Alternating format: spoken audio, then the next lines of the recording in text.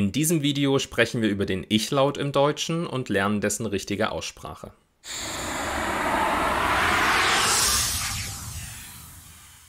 Der Ich-Laut ist eine von mehreren möglichen Realisierungen der Aussprache der Buchstabenkombination CH. Und zwar genau die, wie in dem Wort Ich, deswegen heißt er auch so. Ja, das CH in dem Wort Ich wird so ausgesprochen. Ich. Das ist der Ich-Laut.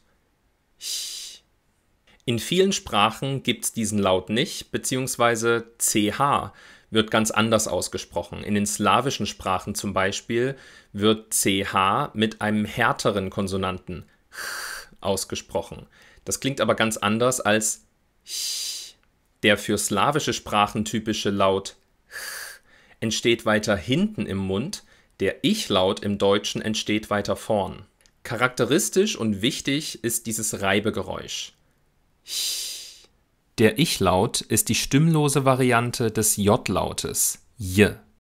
Die Zungenspitze ist hinter den unteren Schneidezähnen. Der vordere Zungenrücken hebt sich zum harten Gaumen. Zwischen der Zunge und dem harten Gaumen entsteht so eine Enge, durch die die Luft nach außen entweicht.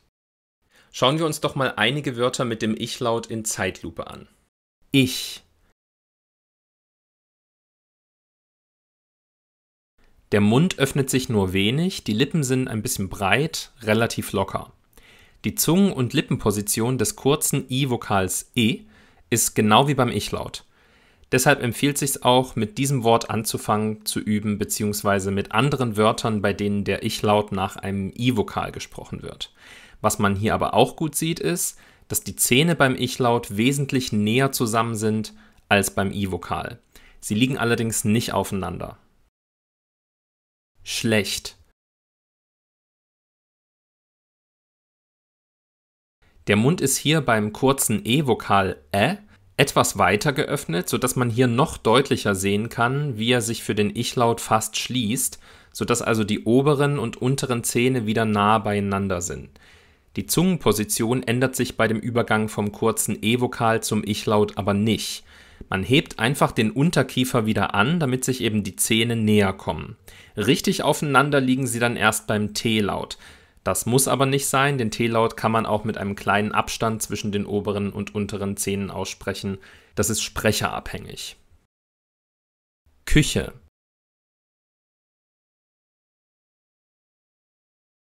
Hier ist deutlich zu sehen, dass die Lippen beim Ich-Laut in diesem Fall gerundet sind.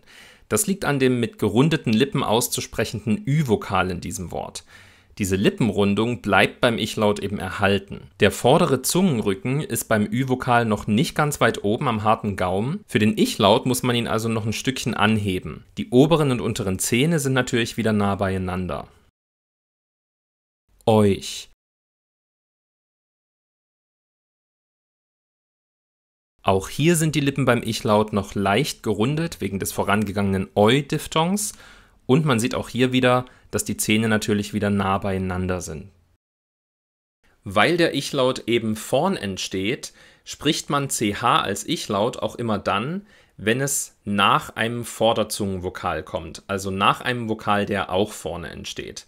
Das betrifft also die E, Ö, I und Ü-Vokale, aber auch die Diphthonge Eu und Ei. Nach Vokalen, die weiter hinten entstehen, also nach A, O und U-Vokalen, sowie auch nach dem Au-Diphthong, spricht man keinen Ich-Laut, sondern einen Ach-Laut, der ja auch hinten entsteht. Deswegen sagt man zum Beispiel auch der Koch mit Ach-Laut, aber im Gegensatz dazu die Köchin mit Ich-Laut. Nach einem O-Vokal, wie in Koch, spricht man einen Ach-Laut, aber nach einem Ö-Vokal, wie in Köchin, spricht man eben einen Ich-Laut. Oder auch im Plural die Köche oder Köcheln. Und vergesst bitte nicht, jedes Wort, das ihr hier seht und hört, auch nachzusprechen, sonst macht die Übung keinen Sinn. Also, noch ein Wortpaar, Singular und Plural, nämlich das Buch mit Achlaut, das Buch. Und der Plural die Bücher, die Bücher. Hier ist also wieder ein Ich-Laut zu sprechen. Allen von euch, die intensiv an ihrer deutschen Aussprache arbeiten möchten und ihren fremden Akzent so gut es geht reduzieren wollen, Denen empfehle ich eine Mitgliedschaft in meiner Online-Akademie. Schaut einfach mal vorbei. Der Link ist unter dem Video oder ihr könnt auch einfach deutschmitbenjamin.com besuchen. Das ist eine umfassende Online-Lernplattform mit ganz, ganz vielen Audio- und Videomaterialien, Übungsmaterialien zum Verbessern der Aussprache, zum Verbessern des Hörverstehens und auch zum Erweitern des aktiven Wortschatzes. Also wie gesagt, schaut einfach mal vorbei. Ich würde mich freuen, euch in meiner Online-Akademie begrüßen zu dürfen. Die Buchstabenkombination CH spricht man außerdem nach Konsonanten als Ich-Laut aus. Zum Beispiel manche, welche. Aber auch in der Diminutivendung chen, also in dieser Verkleinerungsform, spricht man CH als Ich-Laut. Wobei dann aber das E-Schwa in der Regel wegfällt. Also man sagt eigentlich nur chen. Man geht direkt vom Ich-Laut zum N über. Das Brötchen, das Weibchen, ein bisschen. Zudem spricht man Wörter mit der Endung IG in der Regel auch mit einem Ich-Laut, aber nur, wenn der Buchstabe G auch wirklich am Ende bleibt. Zum Beispiel wenig. Man kann auch sagen wenig, das ist vor allem in Süddeutschland üblich, aber in den meisten Regionen oberhalb von Süddeutschland sagt man wenig. Wenn dann aber das G nicht mehr am Wortende ist, dann spricht man auf jeden Fall G, also wenige. Weitere Beispiele sind artig und artiges. Zum Beispiel, dein Sohn ist aber wirklich ein sehr artiges Kind. Ein artiges Kind. Ja? Oder der König, die Königin. Wörter, die mit dem Ich-Laut beginnen, gibt es nur wenige. 2 Beispiele. Chemie, China. Vor allem im Süden Deutschlands spricht man hier aber ein K. Chemie und China.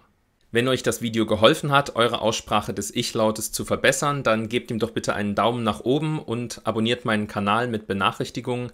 Damit unterstützt ihr nicht nur meinen Kanal und mich, sondern auch andere Deutschlernende, da YouTube dann diesen anderen Deutschlernenden auch das Video vorschlägt. Danke fürs Zuschauen, ihr lernt Deutsch mit Benjamin auf YouTube und ich freue mich auf euch im nächsten Video.